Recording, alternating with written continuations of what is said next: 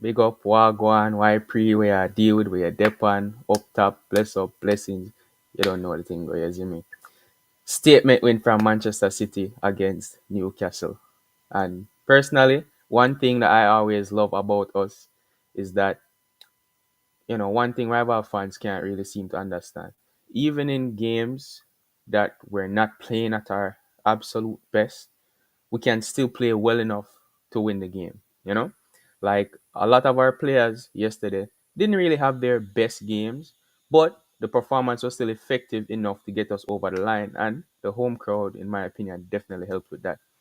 First game back at the Etihad Stadium after winning the treble. That's where the confidence of my 2-1 prediction was coming from. And I didn't exactly get it right. It was 1-0, but it's equivalent. I'll definitely accept that as a half dub in my. You don't know. When I really chart that as a correct prediction, but I'll take a small dub from that. But it was good to see that after a poor performance against Sevilla, Pep could get a much improved performance from the team in this first game back. Um, Newcastle is a team who dispatched Aston Villa fairly easily in game week one. They were expected by many, including some City fans, to leave the Etihad with a win yesterday. But we shut down their best players with another great defensive performance and kept a clean sheet against a team that scored 5 goals just last week. And Villa is not a scrub team. Like this is not a team that a lot of people don't rate. A lot of people have Aston Villa as their dark horses for this season to overachieve, and obviously they have a very good manager in Unai Emery doing well over there. So that 5-1 result was a bit shocking, and it spoke to the levels that Newcastle were playing at last week. And Villa earlier today actually beat Everton 4-0, so they're on the bounce back as well. And I'm very glad that we could get this result against Newcastle. I can't lie. I always believed, 100%, I always believed that we would come out on top in this particular game. But the fact that so many people were looking at an upset as very possible speaks to the strength of the Newcastle team that we faced yesterday. Now, the home atmosphere, it seemed absolutely remarkable again. I absolutely loved the fireworks before the game. They brought out all three trophies. Notably, the Super Cup was missing, but that's fine. Everybody know we won the Super Cup because that was very, very recently. That was just last week, yeah. Sunday, the start of a new week. That was just last week. And the tifos, the treble design, the one that they pull over on the pitch, love it. Splendid. It's a very good time to be a match going Manchester City fan. One day, and I'll see me over there for sure. Definitely one day. Um, yeah, the home atmosphere, it seemed absolutely remarkable. Our players seem to be feeding from that energy, and that might have also been why Newcastle were showing us so much respect. In my opinion, if you ask me, it was a little bit too much respect. They were standing off us. They weren't really committing to a proper press until there was like 30 minutes left in the game. And I don't remember them creating any big chances that Ederson needed to come up big for. And as a result, Ederson had a very standard game. Very happy that he wasn't really tested, but that's perfectly fine. I'm sure he'll be very glad to collect that clean sheet to his name. Kyle Walker, I think he marshaled Anthony Gordon very well. He didn't really get past Kyle Walker at all. He was trying to create something on the right hand side. Obviously, if you guys watch a preview, Anthony Gordon is a player who I was looking at as one of the players. So watch for Newcastle. And Kyle Walker made fairly short work of him. Um, Very good performance from Kyle Walker. I was actually backing Kyle Walker to stand up today. He wore the armband. It's obviously between him and KDB, who was meant to be our number one captain for this season. And with KDB out until 2024, we know that it's going to be Kyle Walker wearing the armband for the majority of the games. So it was very good to see a strong performance from him. And I really do hope it continues. And he was playing in a bit of an unfamiliar position as well. He was kind of like a hybrid right back. and right winger because he was getting in very advanced positions, and in other situations he was actually in that um, back three system where he's kind of dropping deep. Akanji was further up the field and he was that right sided centre back, right back player. So very peculiar, I would say. Like I didn't expect to see Kyle Walker playing this type of role at all. I much prefer Kyle Walker in the defensive phase of play, but even going forward, he did impress me. I can't lie. He had a really good game, and I'm very happy to see that for him. I can't lie. I was also telling City fans just be a little bit more patient with Akanji. I know he doesn't lead the team in any defensive attributes. Like he's not the best in the air. He's not the fastest centre back we have. He's not the best on the ball. He's not the best passer. Not the best out and out defender. He doesn't read the game the best. But in all of those attributes, he does it at a high level. Let's be real. And I think that's why Pep likes him so much. He definitely takes to him after coming in late in the transfer window last summer. He basically got right into the team. I kind of expected there to be a little bit more betting period. I expected him to play more of a depth role, but no, Pep liked him and he said, you know what? You're going into the team. Apparently, he had a conversation with Pep shortly after joining, and he said, "What do I need to do to get a start in this team?" And Pep was like, "You know what? That's the type of mentality I like. The new signing, you're just coming, you're not looking at the other players ahead of you. You want to play." And that played a role in Pep's favor towards Akanji. We saw him getting picked in a lot of games last season, and he played in maybe all the big games, if I'm remembering correctly. But this season again, it seems like he still has a very important role to play. Obviously, John Stones is injured right now, and against Sevilla, we saw him kind of step into that hybrid centre back slash CDM role where he's drifting forward and he's linking up further up the pitch. Sometimes he was a bit ahead of Rodri, and it's like, yo, why is Akanji on the edge of the box? But hey, he definitely gave a much improved performance compared to what he did against Sevilla, and I'm very happy that he could improve his game like that. Um, like I said, second time in that Stones role, I think he's kind of understanding it a bit more, and I think with time he's going to still improve further. So just give him a little bit of time. He still had a lot of areas in his game yesterday that, even though he had a good overall game, I think a few tweaks here and there could have made it an even better performance. But he's looking more comfortable in that role, and that's what's the most important thing right now. And you will see situations where, you know he'll have like a bozo moment, like what people would say. Like he loses the ball or he makes a bad decision. But from the moment he's coming to the club, he's been improving. And I think that improvement will continue for Manuel Akanji. Before I forget, guys, do me a favor. Do like and subscribe. As you guys can see, we finally hit 80 subscribers. Massive, massive landmark point for the channel. But the real goal, that first landmark I'm looking at is 100 subscribers by the end of this year. It was 80 for this month, and that was achieved. So very massive that we got that, and hopefully we can get to 90 within the end of next month. So if you guys haven't liked or subscribed as yet, I would really much appreciate if you guys help me to get to that. I can't do it on my own. I need you guys. So if you already subscribed, you can like the stream. It goes out there for other people to see it. And if you haven't subscribed as yet, your subscription could be the one that helped me get to 100 subscribers. So definitely consider that if you enjoy the content. But another player I want to speak on is Ruben Diaz. I really hoped that he was fit for this game. Obviously, he didn't feature at all against Sevilla. He traveled with the team, but he didn't get onto the pitch. That speaks about his influence behind the scenes as well. Pep wanted to make sure that even if he wasn't playing, he was there and he could influence the team. Um, I love the fact that when he's playing, the intangible impact that he has on the team is superb. I can't lie. For lack of a better word, it's superb. The assurance that he gives and the leadership that he brings, it's invaluable to us. I can and When he plays, it's like next to a player like Akanji. We've also seen over the years he's been at Manchester City. He's had a similar effect on John Stones and on Nathan Ake. But when Diaz plays next to Akanji, you see a more inspired version of Manuel Akanji. And I think that you will continue to see that leadership that he naturally brings to the defenders around him. Everyone raises their level because they're confident that, you know what, I'm going forward. Ruben Diaz is behind me. He's usually the one playing the last man position, and he's very dependable.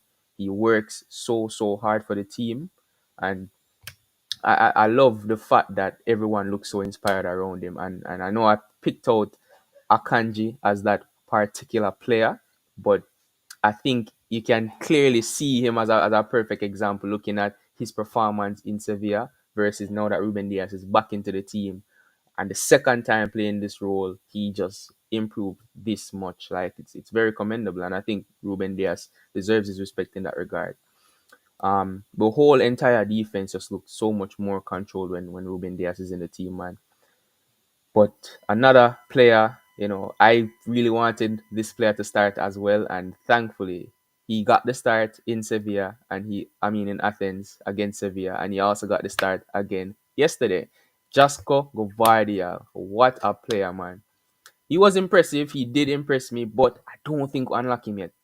And the reason why I said that is the vibe I'm getting from Vardial is that he's being more focused and not making mistakes. And he just wants to take this early part of the season and grow into the team a little bit more.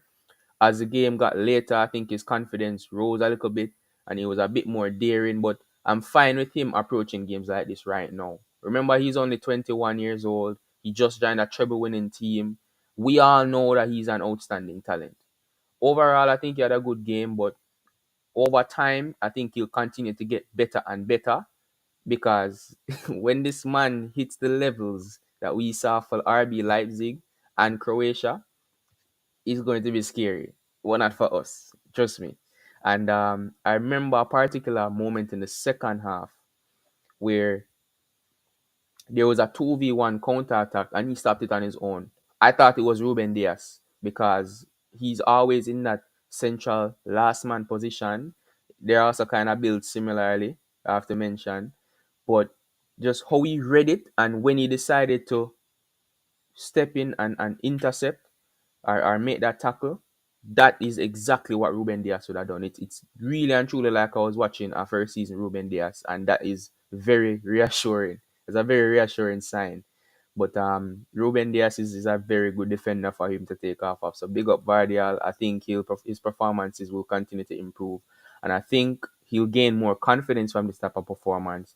Pep will also gain more confidence in terms of using him in future games as well. So yeah, Vardy was an impressive player for me yesterday. Rodri, we know what we get from Rodri. You know the consistency, his quality in all phases of the game, really and truly.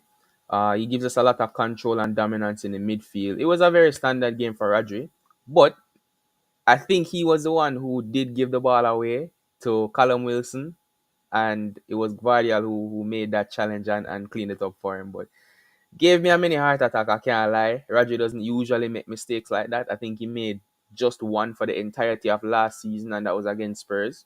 And it was a similar mistake to that one. Unfortunately, that one against Spurs led to a direct goal. But this one, we managed to clean that up and protect Roger for this one. But that's perfectly fine. I still think he did a really good job. And before I move on to the other midfielders, because this is spoiler alert, this is where my man of the match comes in. You see me? Just like I say, do me a favor, like and subscribe to the thing. If you already like and subscribe and you really still want help out clinical Jamaican citizen to get to that 100 subscriber goal, share the content to one person who you know don't subscribe or don't know about me yet. Just send one of my videos, this video even, and I would definitely really appreciate that. But just moving on. I think Foden and Kovacic were absolutely exceptional yesterday. Kovacic was cooking through the whole game. Can't lie. I rated him at Chelsea, and I know that his form will eventually dip at some point in the season, but his start to life at City has been nothing short of amazing. He's fully fit the system like a glove, and it's like he was made in a lab to be a Pep player. I don't know how else to describe it or explain it, but it's like he was made in a lab to be a Pep player. His production in the final third still needs a bit of work, but outside of that, the man was everywhere. I cannot imagine a Manchester City team with a fully fit John Stones, a fully settled in Jasko Gvardiol drifting into the midfield with Kovacic and Radri. Yo, but I think the world ready for that. Remember me tell you, I think the world ready for that. I also love his willingness to shoot. Kovacic is a player who, if he's on the edge of the box, loose ball, bro, he's going to clap it. The man is not scared. The man is not worried. He's going to hit that ball. And honestly, I really rate it. I feel like trying to walk the ball into the goal on every single play doesn't really work in our favor every time. You need somebody to take that risk and just hit the ball from range, and eventually one of them is going to come off. He didn't score a lot of goals for Chelsea, but the ones that he did score, bangers. Every single one of them, or majority of them, were bangers. So I feel like he's going to score a couple bangers for Manchester City this season. Trust me on that. Bookmark that and come back here when he does. Um, I think he was also the one who broke the line to pass the ball to Foden, who then assisted Alvarez on that play. So he's also going to give us output that won't be reflected by the raw stats. Maybe at the end of the season, people will say, you know what, Kovacic only scored 3 goals and got 5 assists. He didn't have that good a year. But if you actually watch this team and you see what Kovacic brings to us, trust me, man. In like this man can be a very, very crucial player in the team. Genuinely, when we signed him, I thought he was going to be a bit more rotational. KDB and Foden would play games, and then he would basically be starting with either one of them, and all three of them would be rotating with each other. But trust me, man, I think even with KDB out now, that's big for Kovacic, and he's just going to take that extra game time he's now going to be given, and that is going to push him momentum wise to continue the high performances. And let me move over to the comments just a little bit because I see a few of them coming in. Big up to Veta Games TV, my general in the building. You'll also see me a lot over on his channel. If you haven't subscribed to him, definitely subscribe to him. His link is in my description. Obviously, his channel is more than 5 times bigger than mine, but still, very knowledgeable football fan right here. Very great guy as well. Big up to Veta Games. And Dizzy-ish, glad to see you here as well. Kovacic was an absolute steal from Chelsea. Honestly, I cannot understand how they let us have him for £25 million. Something wrong about that. I know he wanted to leave last year with his contract and all of that, but that was great business from Manchester City. And I already said earlier today, I think that will go down as one of our best purchases. One of them. Obviously, we make a lot of good business, but in this current market where Paqueta is quoted to us for 100 million, Havertz and Mount is going for 60, and we got this absolute baller for 25 mil. That's amazing business, man. I love that. But yeah, thanks for being here, and thank you for both of you for your comments. Moving on to Phil Foden, I think he grew into the game. He had to grow into the game a little bit more than Kovacic did. I think Kovacic was good from the start, personally. Foden was more, after that first 20, 25 minutes, started clicking and he fully woke up. I think he answered the call, man. I've been calling for Foden to step up and just grab a game by the scruff of the neck and say, you know what? I'm imprinting this game, my name all over it. You are going to see my talent in this game. KDB is not here, but that doesn't mean we don't have a creative midfielder because I am here. That's the type of energy I want to see from Foden, and trust me, he was absolutely unplayable yesterday, in my opinion, of course. I think he could have left the game with 3 assists and a goal, personally. He played deeper in the second half and he was showing such great defensive work. I didn't even know Foden was that good defensively. Pep said him could have played as a left back. I never really believe it, but he was breaking up a couple of Newcastle opportunities and then driving the ball forward to start the counter attack. And I love seeing that effort from him. Obviously, first home game back, he's a Manchester City fan as well. He's actually a true blue. So I love seeing that energy from him. Like truly, I feel like the team can feed off a player like Foden being in the heart of the team, and that's why I want him to be in the midfield more often. But I remember a particular counter attack. The one slight out from him in the game, after I'm fully bedded in, there was a particular counter attack, man. And if he was just a little bit faster, like if he had Sane's pace or Doku's pace, it would have been nasty for those defenders. But with Foden, we take up can get. He has a lot of ability in other departments aside from his pace, and I think that's what we'll be seeing more often than not. But all in all, this is what I wanted from Foden regularly. Go and take control of the game. Use your ability to help us in different ways than KDB can.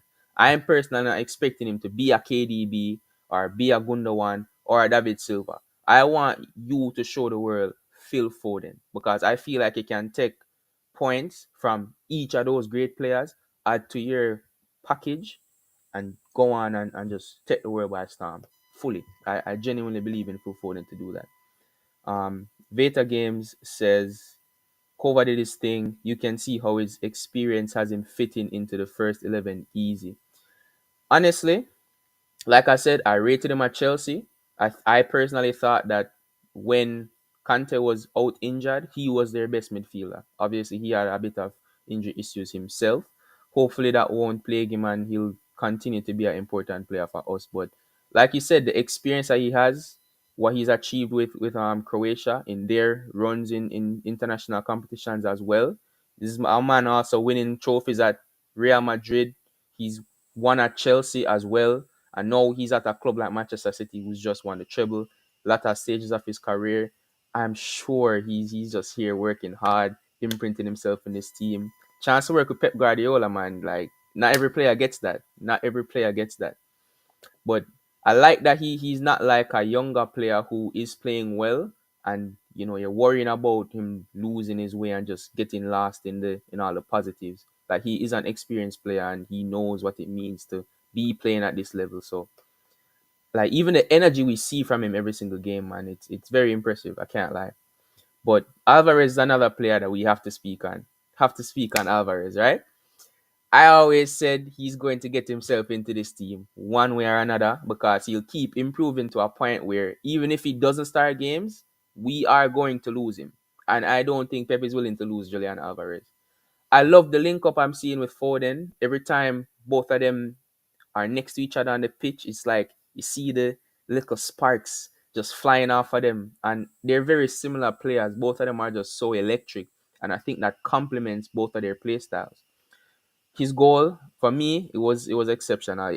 For me, it has to be like goal of the month for this month. I know people are talking about Saka's goal against Forest, I think, but that Alvarez goal, man, to hit it from where he wasn't even in line with the post. He was like just outside of the near post and at the edge of the box. And he didn't even look up at the goal because he didn't need to. He just put his foot right through it, like one control off a Foden's pass, and then he just put his foot right through it. The keeper gets a hand on it, and it still flies into the goal because of the power that he put behind it. It was absolutely exceptional. I cannot tell you how many times I watched it. And it's those types of positions on the pitch I think Alvarez truly comes alive. I think that's where Pep is trying to get him as well when he plays into the team. I understand that at some points he'll need to play deeper and drop to playing in more of a midfield role at times, but I still remain um, convinced that Pep shouldn't try to make him a KDB type of player, like make him play that number 10 role in its totality. I think this type of role for him, where he's drifting into more striker positions to get on the end of opportunities, is where he'll flourish better. Because I'm still saying he's not a midfielder. He's much better as a striker or a forward. And those were really the areas I saw him being more effective, even though he still did well when he was dropping a bit deeper. So big up to Alvarez, man. Um, Veta Games TV also says it's great that we have 7 or 8 days before the next game. 100%. I love how I think that it was difficult for us to make subs in that game, and all the players really did have to finish. I'm not. This is one of those games I'm looking at Pep not making subs, and I'm not upset at it. I'm fine with it. I would have made the same decision if I was in that position. And now we actually have a lot of days to fully focus and prepare. Just like how Newcastle had to prepare for us today because they didn't have a midweek game. So now we can rest and prepare properly for Sunday. I think the players definitely do need that. Foden was exceptional yesterday. This is his time to shine. Stockport Iniesta. Phil Foden was my man of the match. I can't lie. I saw someone give it to Kovacic, which I completely understand. Because for me, it was between either Foden or Kovacic, but it had to be Phil Foden, man. He was everywhere. Unplayable. Alvarez loves the roof of the net. So glad he's starting. Like, for me, like, I play as a striker when I'm playing football, right? And to see the passion that him and Haaland get from scoring goals, inject it. I need it. I need it. I love to see him getting into those positions, man. And if you saw what he was doing at River Plate, this is the type of football he was playing. Like, this man is a serious, serious operator. But yeah, he definitely loves the roof of that net. But yeah, just to move on a little bit and wrap up, I want to keep this one fairly short. Grealish had a fairly standard game. I do think it was an improvement on the Super Cup final, though. There were moments where I wish he was a bit more direct, but I can understand if Pep was restricting him for this one. Newcastle is a devastating team on the counter, even though I think that we handled their threats well. If Grealish was trying to be a bit more direct, Grealish being one of those players who was also giving us a lot of defensive effort, and they bypass him and start a counter attack down that side, I don't know. I feel like it could have caused us even more problems than we faced. And we still went on to win the game. Grealish having a standard game. I'm not mad at Grealish. Haaland, particularly, I don't think had a good game. Let's be real. We all know what a good game from Haaland looks like. But he did keep the two defenders occupied, and I think that helped a lot with Alvarez even getting his opening for the goal. When Phil Foden was passing that ball to Alvarez, he actually had a lot of space around him. And if you look at Haaland, he had like two defenders right next to him. Overall, I think they could have still at least had one person closer to Alvarez to get close down that space a little bit quicker. But still, like, I think Haaland, I think in the back of their mind, they're looking at Alvarez, but at the same time, Haaland is really the danger man, right? Like, you wouldn't even be sure if Alvarez was starting this game, but everyone is certain that Haaland was going to start because he's fit. So I think Haaland being there and being the type of player that he is, you know his quality. You do have to give him respect when you're preparing for the game and during the game as well. So if that was the role Pep gave him for this particular game, again, I'm not too going to complain, but I still don't think he had a good game. He had chances of his own, and especially in the first half, I don't think he was really applying himself to those chances, if I'm being honest. And in the second half, he seemed a bit more switched on, and the chances that he got were a lot more dangerous than in the first half. But all things considered, I'm not worried about Haaland. I'm sure he'll still crack 30 goals this season, and nobody will remember this game as a game that, he had a kind of iffy performance with. Nobody will be looking at that. But just to also look at the players that we spoke about for the preview to keep an eye on for Manchester City, I was looking at Erling Haaland, Akanji, and Foden. Two of those guys definitely stepped up, especially from the performance against Sevilla. Haaland, I think, could have had a better game, but we're playing against Sheffield. We have a long rest ahead of us. That's also a long preparation time. I'm sure Haaland will be thinking about this performance in a frustrated way. He can decompress from it and he can prepare himself better for a away day. I think, yeah, we're away to Sheffield. He'll prepare himself properly for an away day, and I do have him back on the score sheet for that game because I believe in him. For Newcastle, I was looking at Alexander Isak, Tonali, and Anthony Gordon. I already spoke on Gordon. He got pocketed by Kyle Walker. Tonali, I think he was also having a rough time in that midfield coming up against Kovacic and Rodri. And Isak, I think he was definitely trying, but the strength of our defense and yesterday, it just eliminated whatever he was trying to create. There was even a time where he was trying to get onto the ball and carry it up the field, and we ran him out off the sideline. Like, that's how compact our defense was. He had nowhere to go, and he ended up just running the ball out of play. So I'm very, very happy with the defense. I think offensively, we could have a little bit to still get to click and add more goals into the team. And over time, playing with these set of players for the majority, that will improve over time. I'm 100% sure of that. But yeah, that's pretty much all I have for today. Dizzy, she's here with another comment, and she's saying, Haaland was frustrated. I feel sorry for Sheffield United next Sunday. Like I said, like it was a frustrating day out for him, and I don't know. I don't know if I can even predict him for one goal because I know he's going to come back on something different. I'm also hoping Alvarez starts again. Obviously, that will be the last match before the window closes, so we might also hear what's going on for Cole Palmer as well, if he's going to stay or if he's going to leave. Obviously, Pep said he's not going out on loan, but Haaland, it was a frustrating day for him, particularly in the first half, I have to say. But hopefully, no disrespect to Sheffield United, but hopefully it's a game that flows a bit more in our direction. Let's say that. But yeah, that's pretty much all I have for you guys today. I will be all right. I'll probably do something midweek, probably around Wednesday. I'll keep you guys updated in the community tab for that one.